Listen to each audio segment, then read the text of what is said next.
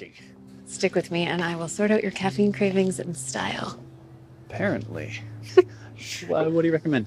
Their Costa Rican coffee is really good, but if you like sweet things, their maple latte is incredible. Getting to spend this evening with you is pretty sweet already. What? Too much? It's a little cheesy. Okay, noted. All right, what'll be my treat?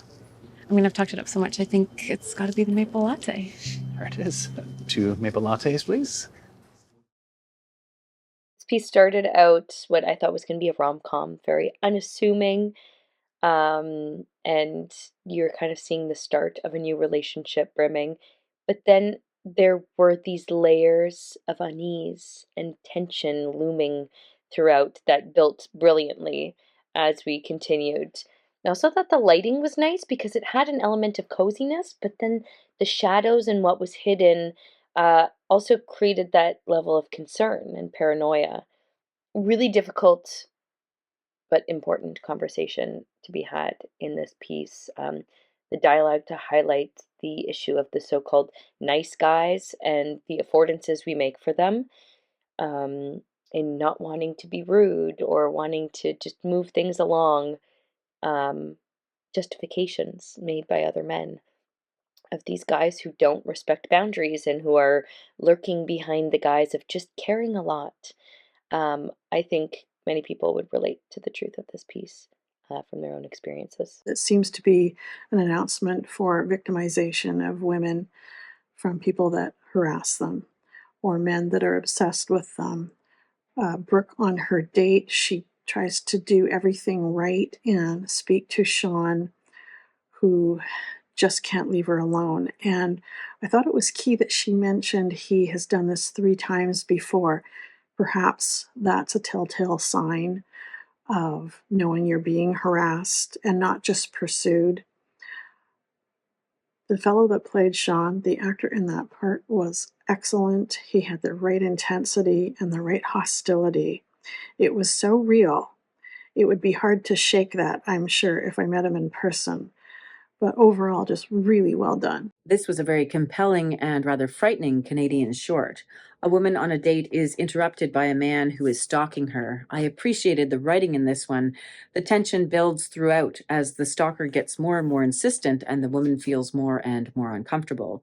The performances of the cast members were all so convincing, and the location of the coffee shop was perfectly believable. The soft piano below the action set the tone of the piece. Good to see help resources listed at the end. The lead actress was outstanding. I thought everybody, their performances were really well done. The script was really great because I felt like she was saying everything that you would think you would say in a reaction to what was happening. So I really like that when I see that in a script. It also makes it easier on the actors because it's more natural and makes sense. And so I like the writing. Really, this message to me is like there's a fine line between being bold and stalking. It's like you really have to listen to what the person's saying. If they're being clear, they're not being hard to get. So, but I liked the message. I liked the one location. I thought the lighting and the sort of tone of it was great with the music and the darker lighting.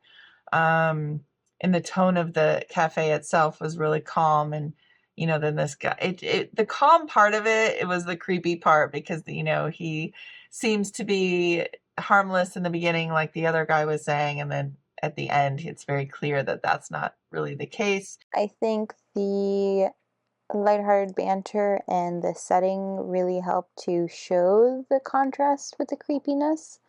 And the dialogue, I think, shows societal problems that still have to be solved when it comes to issues of stalking. And overall, definitely a very interesting and thought-provoking piece. Starts off looking like a romance, but really it's a horror story. And whether it builds tension from kind of initial awkwardness to full-blown horror, is really effective at pulling the audience in whilst simultaneously making us kind of want to look away. Like we can tell the horrific path it's going down, and we don't want to go down that route with it. But because this is clearly an experience common to lots of women, this has the effect of like really putting us in their shoes and expanding our empathy. So the film makes us kind of want to stop anyone from being caught in these horrible situations. So not only does it perfectly capture a slice of, unpleasant reality, it actually motivates the audience to want to change that reality, to stop these unpleasant situations from emerging, which I think is really, really cool.